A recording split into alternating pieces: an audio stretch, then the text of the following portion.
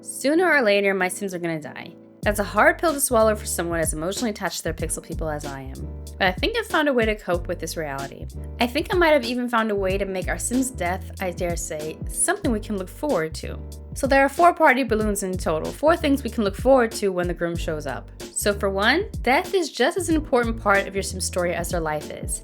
And it makes for an amazing plot tool. Use your Sim's death as a plot tool to push the story forward. Don't just wait for death to come knocking on your door. Plan it ahead of time. An extra benefit of this is that you can mentally prepare for it. It's not like a bad surprise when it happens. It's also an opportunity to make the death of your Sim purposeful. Use their death as an opportunity to add drama and intrigue. For example, maybe they were poisoned, maybe it was a murder or a foiled assassination. Or maybe you have 2 competitive families. This death fuels that rivalry and provokes a revenge plot. Maybe Sim from the first family is killed by someone from the other family. Or not. Maybe it's just like a mistaken cause of events, but that false belief causes the other family to have a vendetta against the other family and, try to take revenge, which could just make things even more complicated and fuel the fire. Or maybe it's not clear how your Sim passed away and the next generation needs to uncover what happened. It can also be fun to choose an extraordinary death that is worthy of your Sim. For example, it could be a heroic death. Maybe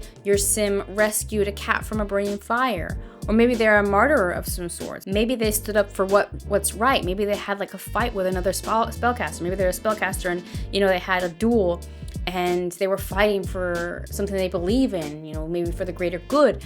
But unfortunately, they didn't survive the fight. And so, it's kind of a heroic death in itself because they died for something that they believed in. And maybe it brings significant change in the story. Maybe it took them getting lost, their death, for the other spellcasters to change their mind about the evil one.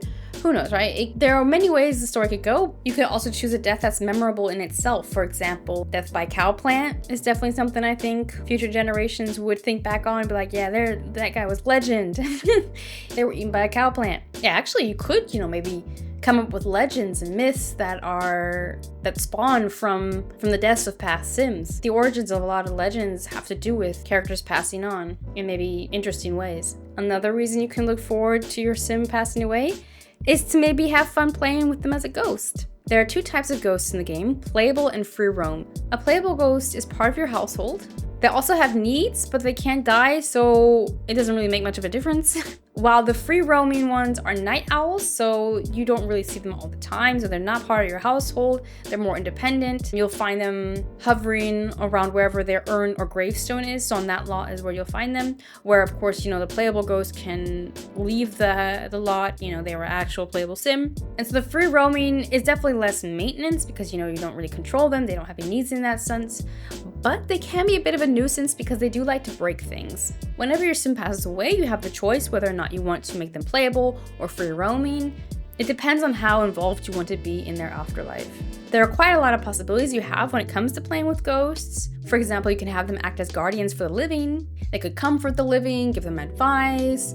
If you have a playable ghost, they can take care of the household and the kids. Or you could have fun with ghosts and have them haunt the living and maybe even the partner's new partner. So maybe they don't want their widow to move on if, they left a partner behind. Or maybe they were killed by their wifey or husband or spouse. And so their goal in the afterlife is definitely to be a playable ghost because they want to take action. They want to avenge the Black Widow that caused their demise. With a life and death pack, ghosts also have powers. So maybe your ghost leans into that and they end up using their powers for good or for evil. You can also create special spaces where the living can visit the dead. This is especially important if you have free roaming ghosts. For example, you can have a family garden, sacred temple, cemetery, whatnot in the backyard where Sims can go and visit the ghosts at night when they pop out. I think it's between 10 and 4 a.m. or so. So 10 p.m. and 4 a.m. when ghosts roam the property where their remains are. I remember how much I loved the ancestors in the movie Mulan that took care of her and how, these ancestors had a space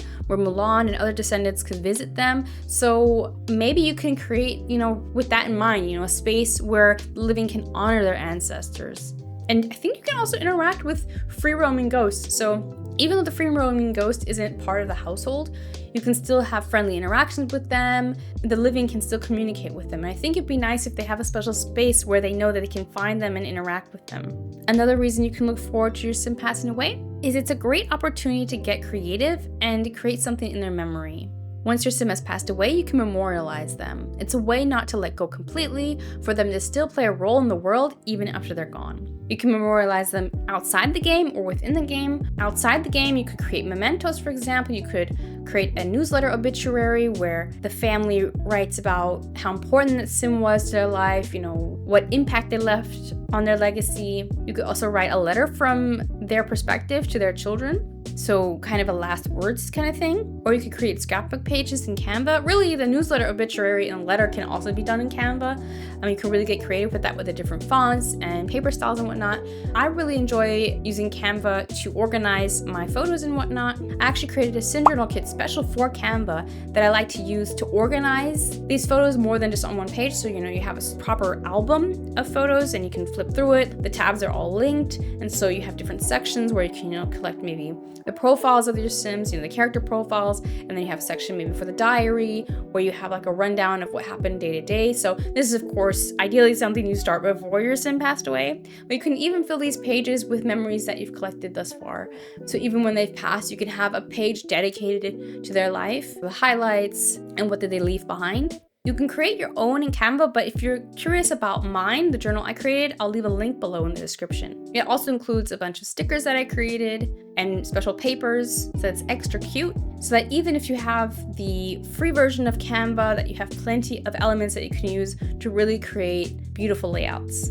A way you can honor and memorialize your sim in the game is with custom content. I know a favorite and popular way to do so is to take a bunch of photos of your sim, using different poses, and then to create custom paintings, for example, that you hang up on the walls of their home, maybe the family home, or maybe you create an extra museum where, all the memorabilia of one legacy, or maybe if a world is collected of, the notable sims. One really cool way to memorialize your sim is to create statues of them. Now, this is possible out of the box in The Sims 3 if you have, I'm not sure which pack you need, but one of the packs lets you create statues of your sim.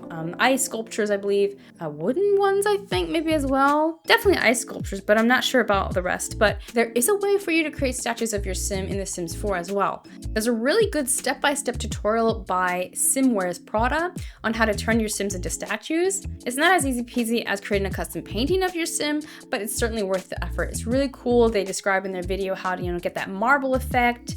You can even experiment with different types of textures of stone and whatnot, because based on the tutorial, you can really choose any texture you like. Of course, a marble, is very grandiose. It's very decadent. So you can have a really impressive, everlasting sculpture of your sim in your game. I love it. In the video, they talk about how the statue can be in the family garden, for example. It just looks so beautiful amongst the vegetation.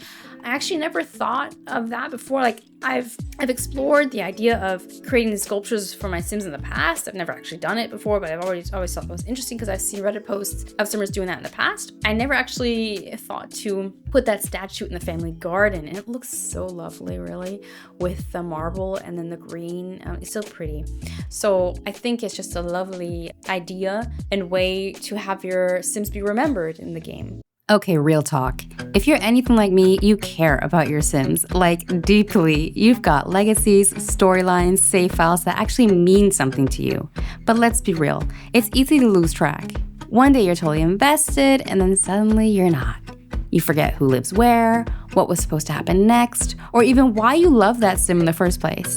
That's exactly why I made the Sim Guardian. This Notion system helps me stay connected to my sims by giving me one place to track everything. And I mean everything. I can see my entire save file at a glance, who lives where, all the lore, what everyone's working toward. Every sim has their own page for backstory, traits, relationships. I can even see their own businesses and shared memories. And every legacy has its own page as well to save their bloodline, heritage, and history. I can manage my rotational gameplay, challenges, storyline ideas. It's all here. Heck, I can even keep track of my mods and CC in this system. It's the most organized I've ever been. And honestly, it's the easiest it's ever been to keep track, because I don't have to figure out where to start. I've already done the work of setting things up. Now I can just fill it in.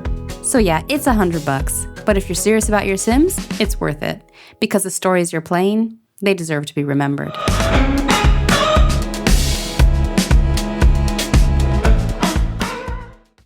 And last but not least, the fourth thing you can look forward to when the Grim Reaper shows up and takes away your sim is having fun cheating death. So there are a couple of ways you can do this. So for one, your sim can become resurrected.